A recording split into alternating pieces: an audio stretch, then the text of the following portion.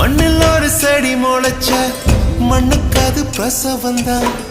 உன்னை பேர துடி துடிச்ச அன்னைக்கு அது பூகம்பம் தான்.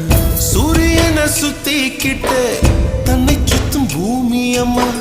பெத்தெடுத்த பிள்ளையை சுத்தி பித்து கொள்ளும் தாய்மை அம்மா.